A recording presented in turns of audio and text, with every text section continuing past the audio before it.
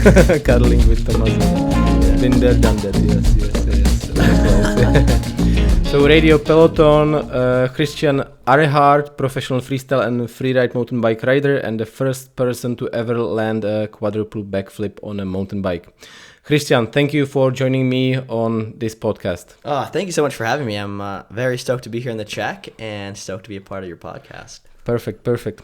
We are here in Ostrava because of the Overcoming Gravity show. How was the show for you last night? The show went great. Actually, such a huge turnout of fans. It felt like the arena was pretty packed. So just to see the fans and then you kind of get to meet them after, it was great. Yeah. The organizers said that there was approximately 6,000 people. No way. That's quite a lot. I was wondering that. Yeah, That's so good. That is so good. Yeah, I think Ostrava was pretty hyped to have a show like this. Yeah, it was incredible. Yeah. Do you actually write a lot of shows or just occasionally? I don't do a ton. I'd love to do more. I've done everything from school shows all up to Nitro Circus shows. And I really like this kind of show that we rode last night in the arena. Tons of fans. Just the energy is unmatched, and I kind of save myself for those shows. So whenever I get the opportunity to do a bigger show, I always say yes. But I might only do a few a year. Okay. How many? So 5 shows a year? It just depends. This year, I think this was actually one of my only big ones. But then last year I did some Nitro shows, and the year before that some more. So it just depends on the year. But all right. Yeah. Whatever comes around. Yeah. How is the Europe trip for you so far? When did you get here, and for how long do you stay? Yeah, it's actually, this trip's been good. Very short trip. Quick one, just for the show and. Yeah, I wish I had more time to stay a little bit longer. But I got here. I didn't get to here until Thursday night, and then I'm leaving Monday morning tomorrow from Vienna. Super quick one. So yeah, quick turnaround time. Okay. Didn't want to stay, maybe go to Spain? I definitely know. I want to stay. I've just got some stuff I need to get back home to. Some filming stuff in Utah. So sounds good. Yeah, but I'm kind of planning a big Euro trip next spring that I want to just do. Yeah, so definitely can't wait to come back. All right. As I said at the beginning, you are the first person to ever land a quadruple backflip. So let's go through that. When did the first idea come around? When did you first realized you want to do a quad flip? Growing up, I remember watching Jed Milden land the first quad flip on a BMX bike back in 2015. And I was so captivated by Nitro Circus and so captivated by Jed and just that level of progression that I knew if I ever got to that point in my career, that's what I wanted. That's where I wanted to take it, And then when I was riding a Nitro Circus show about a year ago, end of October last year, where I did a triple flip, and I over-rotated a triple backflip to my back. So I did, almost 3.5. And I remember when I did that, R. Willie ran up to me and was like, "Oh, mate, I bet if you came down to my house, you could quad flip." And I hadn't really put much thought into it until that moment when I kind of realized I think I can do it. So I flew to Australia to go ride at Ryan Williams' compound, where I then rotated 2 quad flips to his flat airbag, and it was complete proof of concept. It wasn't the right over-rotated. No, I rotated 4. I rotated 4 flips. Okay, quad flip. Quad flip, yeah. Okay. To his flat airbag. Flat back, okay. And at that point, I realized, wow, proof of concept, it works. I'm going to do this. So I then started pitching the project to anyone that would listen. That's when 9 Yard. I got involved with 9 Yard. They were a huge supporter in that project. I got in contact with Travis Pastrana, who really helped open the doors to make that project happen. Okay. And yeah, over the course of 6 months, I raised the money. I designed the ramp. The ramp was built in California, and I had to drive it from California to Oklahoma, which is across America. It was a 35-hour drive with this ramp behind my van that I travel in. And yeah, it was okay, let's go through the process in detail. Maybe how about the ramp design? In your head, you want to do a quad flip, but who do you get in touch with? Exactly. How do you develop the kicker? The ramp design was actually the ramp design was the most crucial part of the entire project. If I got the ramp design wrong, it wasn't going to happen. And it was the first ramp you built, or like did you like? So I've designed ramps before. I wouldn't say I'm great at it, but I had a good friend of mine, Marcus Shopey, who actually welded the ramp. Okay. So me and him really sat down and designed it, and then he welded it, and it was stressful because pretty much I had one shot. We were building. We only could build one shot. So once you get it wrong, there is no way of exactly. Like I didn't have the money if we had it wrong to rebuild it, and we didn't have the time to rebuild it. So we built it in California, and then I had to drive it across the country. Once it was done being built, we couldn't fix it again. So we actually built it. So the top end of it, we built two of them. So if one wasn't steep enough, we'd put the other one on and it'd be steeper. All right. And essentially, it was very tricky because I'm building a ramp for a trick that hasn't been done before, right? A mountain bike is so much bigger than a BMX bike, right? So you might just think, oh, just build it bigger, right, to size. But the landing that we had access to was only 17-ish feet tall, right? So like when Jed Milden did a quad flip on a BMX bike, the takeoff was 22 feet tall. Okay. Let me think. That's like 8 meters. Okay. The takeoff was 8 meters tall. Takeoff. All right. And now I have to do it on a mountain bike, and the landing is only like 6.5 meters tall. The landing. That's pretty small. Okay. Pretty small. So I have to build a ramp that is going to make me flip faster, but it has to be a smaller ramp.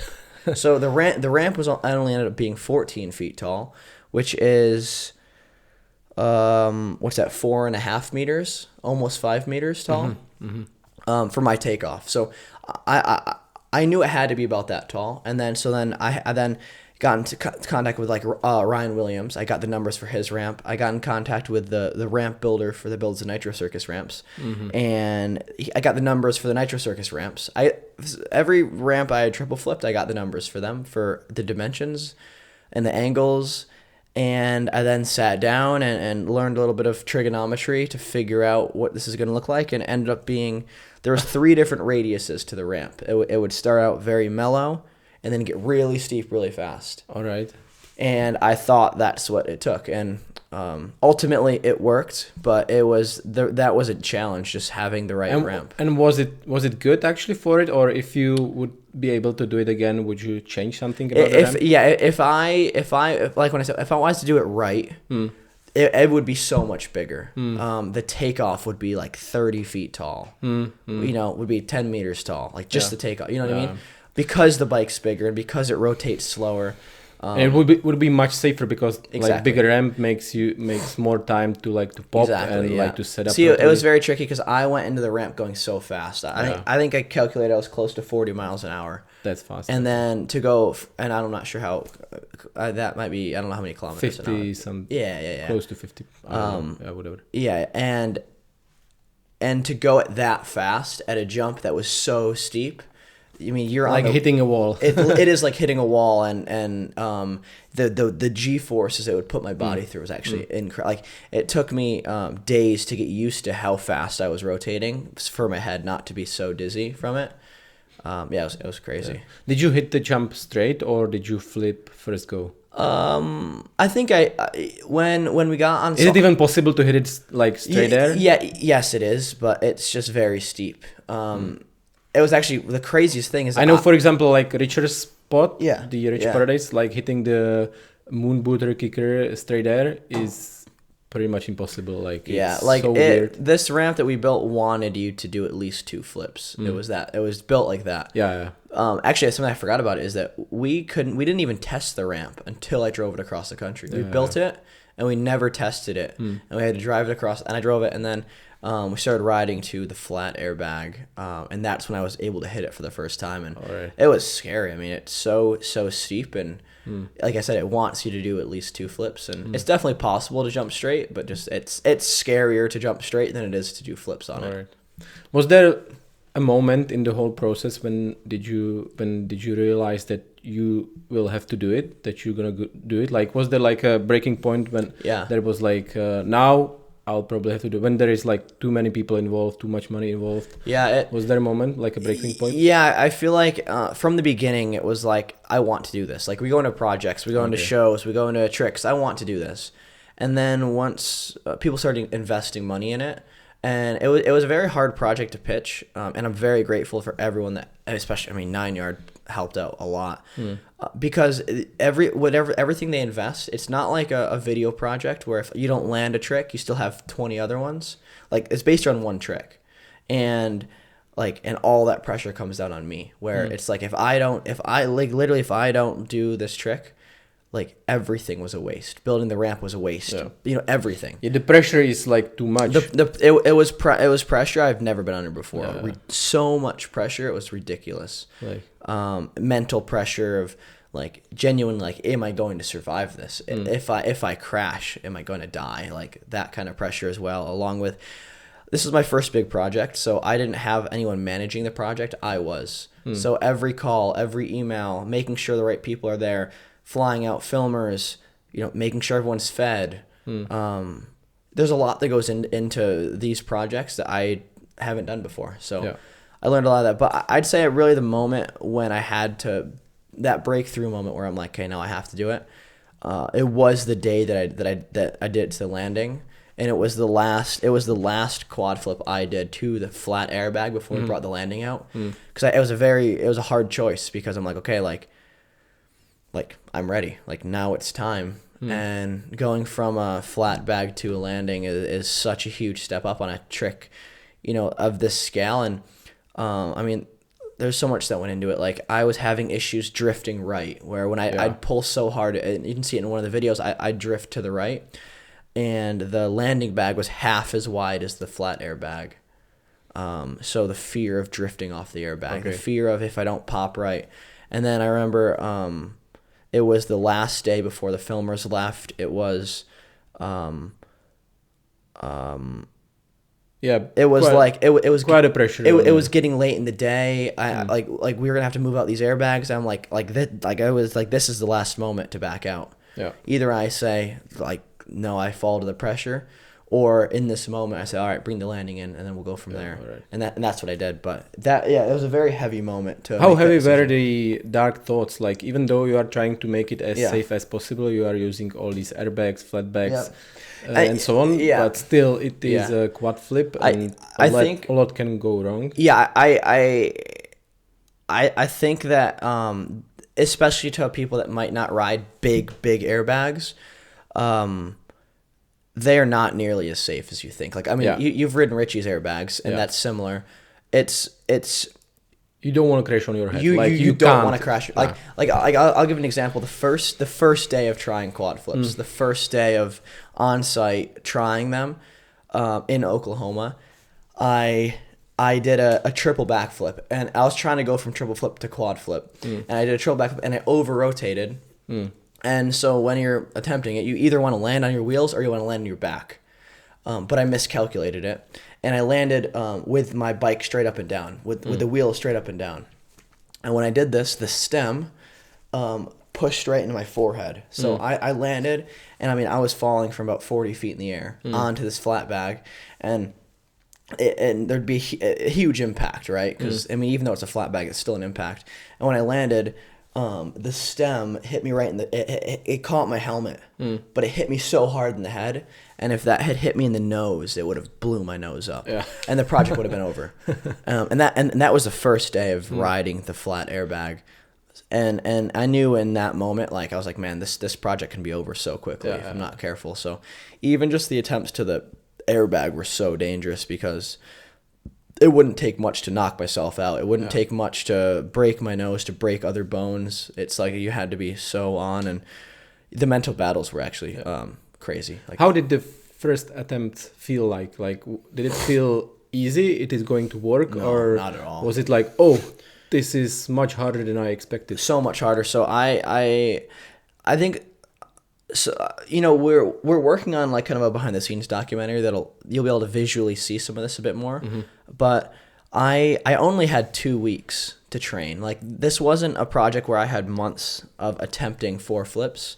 I had 2 weeks before the filmers came and the landing came out, right? So I had 2 weeks to figure out how to quad flip, and ultimately the ramp wasn't big enough. That was the hardest thing for this whole project, was that the ramp it was small. So I got on site and I had 2 weeks to figure out how to quad flip this ramp, and it literally took me 2 weeks. Like I spent 2 weeks only doing triple flips, not getting a single quad flip around, just questioning if it's possible. And I knew I had filmers, I knew I had all this money behind me, I knew I had people believing in me, and literally every day for 2 weeks I'd go ride, and some days it would rain or be too windy, and I was completely alone. I didn't have anyone there with me. Did you only ride that setup, or did you use like some setup. Other stuff to get There was another up? Jump there, but it was the nitro jump, like a replica of the nitro circus jump, and then my quad flip jump, and then a flat bag. And where I was doing, like, I didn't have anyone there with me, so I was doing it at this facility, and there were some maintenance workers, and they would get off work at like 3 p.m. and they'd come and they'd drink beers and watch me practice. And and then I'd practice and then go back to a house and be completely alone. And I mean, the mental battles, especially when you're alone going through something like this, was so heavy. Okay. Yeah. Well, did you get better at triple flips then? Like doing triple flips for 2 weeks sounds like you should be good now. You should I think I am incredibly good at triple flips because of this. Yeah, I don't do them much just because how dangerous they are. You have to respect them a lot, but just the air. So I think there's like the air awareness side of it, of that, and then the bike control side of it. And I mean, I think I had to do so many triple flips early in the morning, late at night, all day long. Like, it's so the air awareness probably got better. Yeah, definitely, and that helped the quad flip. I mean, the actual quad flip that I did, you're relying on air awareness the whole time. Okay. You can't really see anything visually because it's so blurry. You're spinning so fast, but you know exactly where you are the entire time. It isn't like you just pull really hard and maybe you get 4 around. It kind of looks like that because you kind of like spinning so fast. I can't imagine like really knowing like. Yeah, but if you look at the body position, right, like you'll see some people do double flips, triple flips where they're not in a good body position, where their hips are too far forward. You know what I mean? And I told myself going into this project that I'm only going to do it if it's extremely controlled and if everything is right. So I made sure that it wasn't that just pull really hard and hope it works. I was extremely calculated through the whole thing. I saw that clip of you bailing out of a double flip and like drifting to the right quite a bit. Yeah. How big of an issue was the drifting part? Like? It was an issue that came down to the fact that the ramp was too small. It was that I was going into the ramp so fast and it was so steep. And it was an issue that it was very random when it would happen. And essentially what would happen is if I would get the timing wrong for when I would pull back really hard, I didn't even take this into account, but I'm right foot forward, right? So I do the same. I also drift to the right a little bit with flips, like especially on like tight kickers. Exactly. So being right foot forward, I didn't realize this, but when if you pop for triple flip, quad flip, I'm sure double flip, if you pop at the wrong time, it pulls your butt back into the right because you're right foot forward. And it was very random because I would just try to get the timing right every time, but it was just you're on the ramp for such a split second that I couldn't get it right every time. And when I would mess it up, I would drift to the right. And it was extremely scary because the flat bag was 60 feet wide, 20 meters wide. And the landing bag was only 10 meters wide. So it was half as wide. And it'd be like 1 in every 5 quad flips to the flat bag or attempts, I would drift to the right. So when we brought the landing in, I told Marcus, actually the ramp builder who was helping to set it up, I was like, set up the landing 5 feet or like 2 meters to the right because if I drift, I'm drifting right. And then that one attempt, I messed it up and I drifted right and I came so close to missing the airbag. Very scary. Yeah. Looked scary. Yeah. Talk me through the 19th of April when you landed the quad flip. What did you eat for breakfast? Oh man, actually that is such a good question. Like that's what did I remember my mom was out at this event, which is very special for me because she hasn't been able to come to a lot of my stuff. and she was making breakfast for everyone. Right. I think she made Nice, me eggs, and I through this whole project, I really wanted to get everything right. I wanted to get my diet right, my stretching. I wanted to be in the best mental place possible. So, I mean, if I remember right, I had eggs, probably egg sandwich, some bacon, fruit, just things that's going to fuel me throughout the day.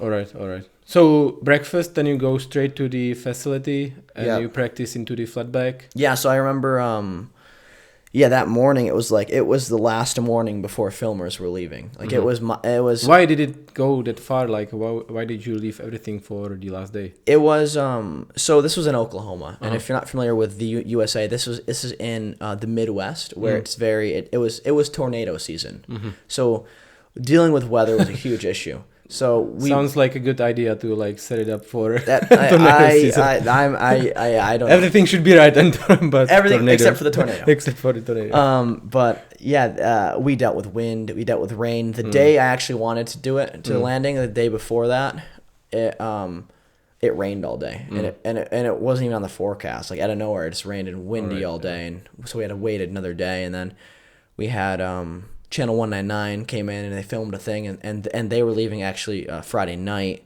So I knew that if I was going to do it, Friday's going to be the day, because having more people there to help move stuff. And so I went into that day, had a good breakfast. We go on site, and I remember I did 6 quad flips to the flat bag that day before we brought the landing out. All right. And it was tough because I was a bit inconsistent. I was about 50%. Like, I do 2 good ones, then 2 bad ones, and then 1 good one, and then 2 bad ones. How does a bad one look like? So, I'm sure you can relate to this. Have you done triple flips? No, never. I guess you can relate to this with double flips, but pretty much once you pop off the lip, you know if the rotation is there or not. Like with a double flip, if you're under rotating, you can pull in a bit or open up. With a quad flip, you can't really pull it in anymore. Yeah. So I do trying to be as small as possible. Yeah. I do everything right, and you wouldn't know until you got off the lip if the rotation's there, and then you'd pop off the lip, and then you'd know if you're rotating fast enough. Now, if you're not rotating fast enough, that's where it gets really scary, because you're still rotating really fast, and if you just let go, you're gonna fly. You know what I mean? So you have to be very controlled, very calm, and you know, you saw in the attempts to the landing where I messed up, and some of the ones to the flat bag where I'd pop and I wouldn't have it, and I'd have to do 2 or 3 rotations before I could try to find a bailout point. So if you don't pop correctly, you do a triple instead. Kind of. Yes and no. Like I did, but you can't tell yourself that. Right, like okay. it's not a trick where it's like, oh, I'll just do 3, and if it's right, I'll do 4. I know what you mean. It's like I'm going to do 4 flips, and then if something goes wrong, oh my gosh, then you have to make a split-second decision to not land on your head. And it's not, you can't think about it like, if I don't do it right. So it's all or nothing. Yeah. And honestly, I'm very fortunate to have not gotten hurt on the ones that I did mess up to the landing, because it was like you mentally are going to do 4 flips until you're in the air, and then something went wrong, and now you have to make a decision to not land on your head. And you're rotating so fast. So I think a lot of it just came down to the training that went into the project. How did you celebrate after landing it? It was honestly a weird feeling, because it was so much build up, like months of building up to this every single day. That's all that I was thinking about. I couldn't sleep, you know what I mean? Like so many nights, and for all of that to be over in a split second, where you like it's over. It's very weird. So much emotion, so much build up, and then it's like, okay, it's done. It took a while for it to set in. I just remember, I think my mom made dinner, and I was just so relieved to be alive, and just celebrated with the crew. All right. Just spent an evening with everyone that was a part of it. Sounds good. Let's talk sponsors and partners. So Awesome. Did you go out on your own and seek for partners and funding and so on? Or Actually, anyone help? I have an agent now that I work with, which is making things easier, a lot easier. Yeah. But at this time I didn't, and I literally pitched this project to anyone that would listen. I would send emails to companies. I'd get on phone calls with companies. I'd find anyone, and like I said, it was a hard project to pitch because they're potentially investing thousands of dollars, and they have to believe that I'm gonna do what I say I'm gonna do, and I'm also hoping that I can do what I say I'm gonna do. So it was definitely hard, but fortunately, the brands involved, made it possible. Hyper bikes, they helped so much. 9 Yard, Keto Sports. Touch of Ink helped. They gave all the banners. So it was great. Everyone that was involved. Yeah, let's talk the Hyper deal quickly. That looked kind of like a weird one a little bit because you're not like connected with them anymore. Yeah, exactly. Or do you ride that bike? I don't anymore. We had talked about doing more, and they only wanted to like support this project and that's it. No. I think we both wanted more. It just didn't work out that way. All right. Yeah, I reached out to them. Diplomatic answer. Like. Yeah. At this point, I'd ridden for Commensal up until this year. Budgets changed, and I no longer work with them. And I wanted a bike sponsor behind this. I was reaching out to everyone. I was like, guys, I will quad flip your bike. Give me your bike. This is going to be huge. And Hyper, was they responded, and they were down, and they were excited to be a part of it. And they work with all the Nitro Circus guys. They're a big part of that. They work with Travis. So it fit very naturally into the trick. I think it definitely fits their brand image very well. And, things may come up between me and Hyper in the future. I don't know what the future will hold. I'd love to work with them. By this point, it was kind of just for the project, but right. Very cool. The bike came out amazing, cute, epic custom paint job. Where is the bike now? Hanging on a wall at my house. Right. The bike was built very special for this, as light as possible. I had all titanium bolts, better bolts. Gave me everything on it went over it. I had race face carbon cranks. I even had TRP brakes, and then I had a titanium custom brake lever that had channel 199 put on it. Oh, okay. So nice. The bike was very special just because I wanted to put a lot into that because. It's the one trophy I got out of the project. So you tried to make the bike as light as possible? As light as possible, Really? Yeah. Do you think it helps? Oh, probably yes. It definitely helps. I think there's a balance of too light. It definitely wasn't too light, but it was as light as possible, yeah. How did the 9 Yard thing come about? It was you reached out straight to Fabio? No, it was, the timing was amazing. Fabio reached out to me last November. I think right after my trip to R. Willie's house, and pretty much was like, hey, I'd love to talk to you about working with me and working with 9 Yard. And I was like, amazing, I have this epic project I'd love to pitch to you. Let's hop on a call. We hopped on a call, and I told him about the quad flip. And what's so cool about working with 9 Yard is that Fabio, he makes the best mountain bike video projects in the world. I think everyone's seen his videos from years ago, and he knows what he's doing when it comes to video projects. So when I pitched this to him, it was a brand that came so naturally because that's such a big part of what he does is video projects. So I think I'm honestly so happy that he was stoked to be a part of it because, like I said, it's a huge investment. It's like I'm someone that he doesn't really know personally, and I'm telling I'm gonna quad flip. I'm telling him these crazy things, and he believed me and believed that I could do what I said I was gonna do, and yeah, that means so much. Did landing the quad flip help with your doubles and triples? Do you feel better now doing doubles and triples? Do you feel more confident knowing that you can do 4 of them? I think just the amount of doubles and triples I had to do going into it were crazy because and I think that's another thing to mention for the trick progression, right? If you can flip a jump, you can normally double flip it, right? Not tiny jumps, but you know what I mean? Probably yes. In slope style, and a lot of the courses. What do you think about the long jump we did last night? Probably, yeah, easy. I thought that was awesome. Do you think you can double flip it easy? I wouldn't say easy. I wouldn't say it'd be easy, but yes, it would be possible. It would be possible, probably. Yes. But anyway, what I was saying is that if you can, on most jumps, if you can flip it, you can double flip it. Triple flip's a huge step up from that. You need a special jump for triple flip. It needs to be. It's a massive skill wise. It's very different. Quad flip is significantly harder than triple flip. So the gap from single flip to double flip not huge. Double flip to triple flip, pretty big. Triple flip to quad flip is really big. Okay. So trick progression wise, it's you need to be very good at doubles and triples to start thinking about quad. You can do some other like really, really hard tricks like cash roll, tail whips, and so on. Where does the quad flip rank? Like, how do you compare? Very different. Different. It's not as technical. Cashew whips, you're adjusting spin and flip, and then you know what I mean. Where quad flip, it's straight, right? It's up and down. And it's easy to just hit a jump and pull really hard. But when you get into when you get into like the more the details of like really popping and pushing up and timing your flips, because another thing to note is with triple flips, it's 2 up, 1 down. You only have 1 on the way down. Like with like that. That's just how this works out. With quad flips, it's 3 up, 1 down. It's always only 1 down. So it's not 2 up, 2 down. You only have enough time to do 1 on the way down. That's how it works out for everyone, unless you design some crazy step down ramp.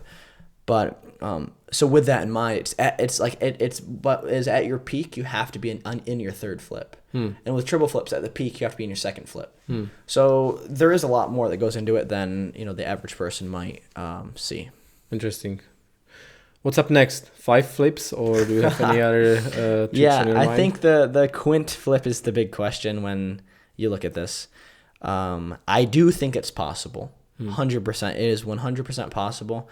I don't know if I want to do it, just how dangerous the quad flip was and how happy I am to be over that project.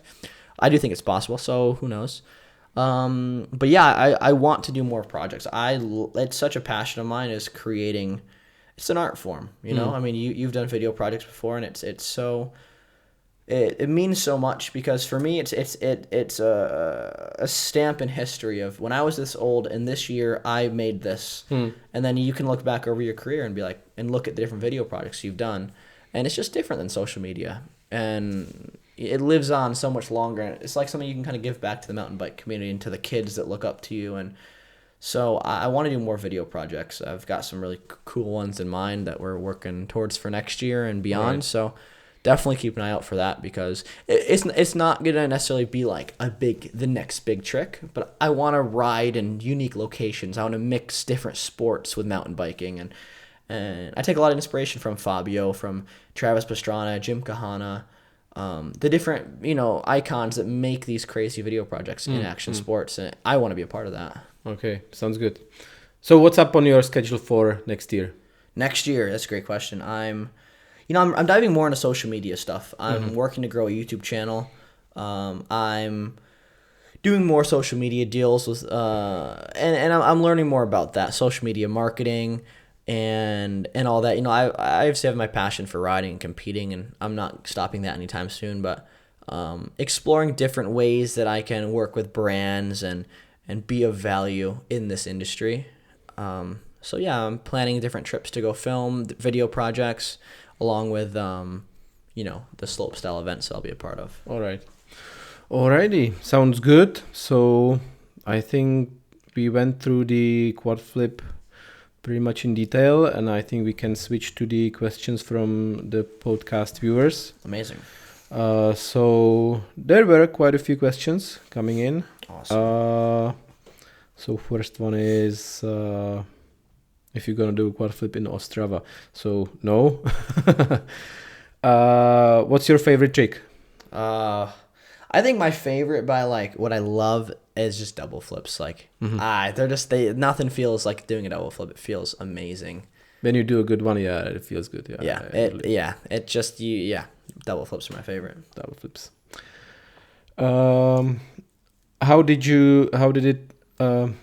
How is it to ride for 9 yard, and what are the benefits of it? It's amazing. I mean, I think a cool benefit is that just getting to work with Fabio's team.